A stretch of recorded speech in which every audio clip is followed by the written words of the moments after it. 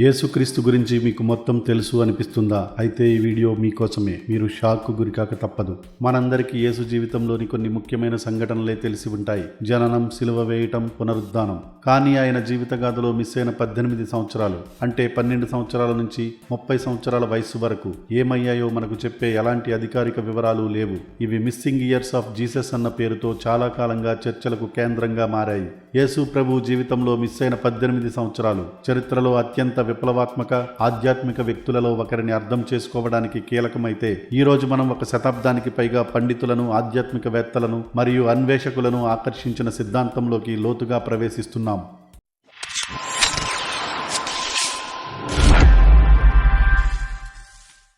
నజరేతుకు చెందిన యేసును మనం క్రైస్తవ గ్రంథాల్లో ఎలా చూస్తామంటే ఒక పవిత్ర యూదు గురువు, దేవుని కుమారుడు అని. కానీ మీరు ఎప్పుడైనా ఈ ప్రశ్న వేసుకున్నారా? బైబిల్లో 12 ఏళ్ల వయసులో దేవాలయానికి వెళ్లిన యేసు కనిపిస్తాడు. తర్వాత బైబిల్లో మళ్లీ యేసు కనిపించేది అతడు 30 ఏళ్ల వయసులో తన బోధనలు ప్రారంభించినప్పుడు కనిపిస్తాడు. మధ్యలో ఉన్న ఆ 18 సంవత్సరాలు ఏమయ్యాయి? ఆయన ఎక్కడికి వెళ్లారు? ఏమి చేశారు? ఎవరి దగ్గర ఉన్నారు? ఈ 18 సంవత్సరాల సమయం బైబిల్లో పూర్తి నిశ్శబ్దం. ఎటువంటి రికార్డులు లేవు, ఎటువంటి కథలు లేవు. టిబెట్, హిమాలయ ప్రాంతాల్లో ఇస్సా అనే యువకుడి కథ ఉంది. ఇస్లామిక్ రికార్డుల్లో యూజ్ అసఫ్ అనే వ్యక్తి గురించి ఉన్న సమాచారం కూడా ఒక విషయం చెబుతుంది.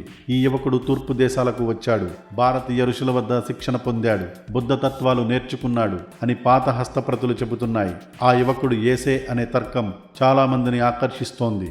ఈ కథ అసలు ఎక్కడ మొదలైందో తెలుసా? 1887లో ఒక రష్యన్ జర్నలిస్ట్ నికోలస్ నోట్విచ్ టిబెట్లోని లడక్ ప్రాంతంలో ఉన్న హెమిస్ ఆశ్రమాన్ని సందర్శించాడు. అక్కడ ఆయనకు ఒక అద్భుతమైన మాన్యూస్క్రిప్ట్ దొరికింది. ఆ గ్రంథం పేరు the life of Saint Isa.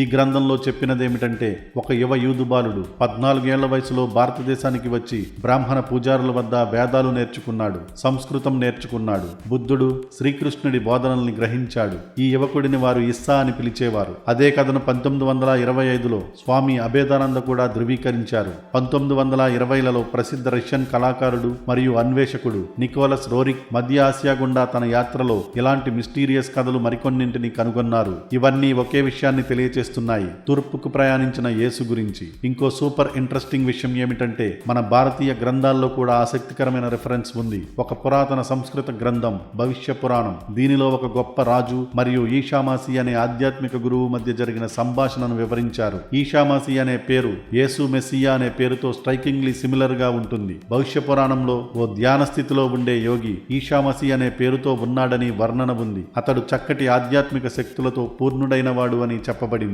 Jesus చెప్పిన Kingdom of God is with in you అనే మాటను గుర్తుంచుకోండి. ఇది మన హిందూ తత్వంలో చెప్పే ఆత్మ, పరబ్రహ్మ భావనతో చాలా దగ్గరగా ఉంటుంది. అలాగే శత్రువులను ప్రేమించండి అనే ఆయన బోధన, ఇది విన్నప్పుడు యేసు కాలంలో ఉన్న యూదులకు అసలు అర్థం కాలేదు. అయితే ఇది హిందూ ధర్మంలో చెప్పే అహింస, కరుణా సిద్ధాంతాలతో పూర్తిగా సరిపోతుంది. పునర్జన్మ, కర్మ, తపస్సు, ధ్యానం, ప్రాణాయామం ఇవన్నీ యేసు జీవితం చూస్తే మనకు కనిపిస్తాయి. యేసు చెప్పిన అద్భుత శక్తుల గురించి వాటిని వందల సంవత్సరాల ముందే వ్రాయబడిన పతంజలి యోగ సూత్రాలు స్పష్టంగా వర్ణిస్తున్నాయి. ఈ శక్తులు ఆధ్యాత్మిక సాధనకు సహజ ఫలితాలన్నమాట.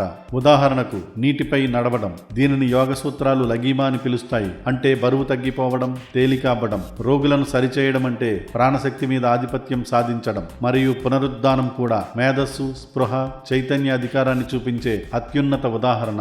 యేసు 40 రోజుల పాటు ఉపవాసం చేయడం కూడా మన హిందూ, బౌద్ధ సన్యాసుల తపస్సుతో పోల్చవచ్చు. ఈ తపస్సులు తీవ్రమైన శారీరక, మానసిక సాధనలు. యేసు చాలా కాలం ఆహారం లేకుండా ఉండగలిగాడు. ఇది బాధ లేదా శరీర అవసరాల పట్ల ఉన్న అతని మాస్టరీని చూపిస్తుంది. అలాగే ఆయన ధ్యానంలోకి లీనమయ్యే విధానం చూస్తే ఇదంతా ఖచ్చితంగా ఇంటెన్స్ యోగా శిక్షణను గుర్తు చేస్తుంది. ఇంకో ఆసక్తికరమైన విషయం, కర్మ మరియు పునర్జన్మ అనే కాన్సెప్ట్స్ యేసు బోధనల్లో డైరెక్ట్ గా చెప్పలేదు, కానీ ఆయన మాటల్లోని డెప్త్ చూస్తే అర్థమవుతుంది. ఒకసారి యేసును ఆయన శిష్యులు ఓ ప్రశ్న అడిగారు. ఈ వ్యక్తి పుట్టుకతో అంధుడు, పాపం చేసినది ఎవరు? ఈ వ్యక్తి లేక ఇతని తల్లిదండ్రుల?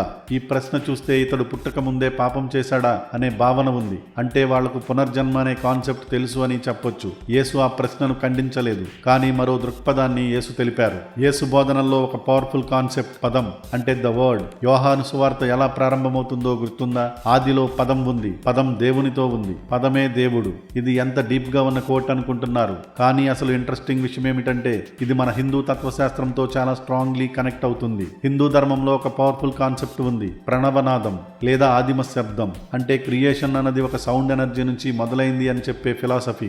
మాండుక్య ఉపనిషత్తులో కూడా ఇదే విషయాన్ని బ్యూటిఫుల్లీ ఎక్స్ప్లెయిన్ చేశారు. ఇది ఓం అనే ఆదిమ ధ్వని గురించి తెలియజేస్తుంది. ఓం సృష్టికి మూలం అంటే వర్డ్ వాజ్ విత్ గాడ్ అన్న యేసు బోధన, Om is the source of all creation అన్న హిందూ వ్యూ, రెండిట్లో అండర్లయింగ్ ఫిలాసఫీ ఒకటే.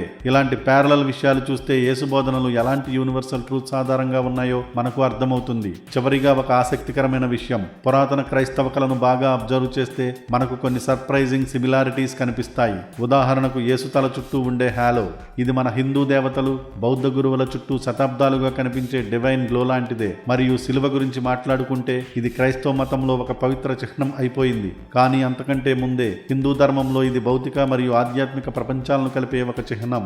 ఈ విధంగా చూస్తే యేసు జీవితం, ఆయన బోధనలు హిందూ మరియు బౌద్ధ తత్వాలతో డీప్ కనెక్షన్స్ ఉన్నట్టు అనిపిస్తుంది. ఈ వీడియో మీకు ఇంట్రెస్టింగ్ గా అనిపిస్తే క్యూరియస్ తెలుగు ఛానల్ ను సబ్స్క్రైబ్ చేసి పక్కనే ఉన్న బెల్ సింబల్ ను ప్రెస్ చేయండి. ఇంకా ఇలాంటి ఇంట్రెస్టింగ్ వీడియోస్ మన ఛానల్లో చాలానే ఉన్నాయి, వాటిని కూడా చూడండి. ఈ వీడియోను లైక్ చేయండి, కామెంట్ చేయండి, మీ ఫ్రెండ్స్ కు షేర్ చేయండి.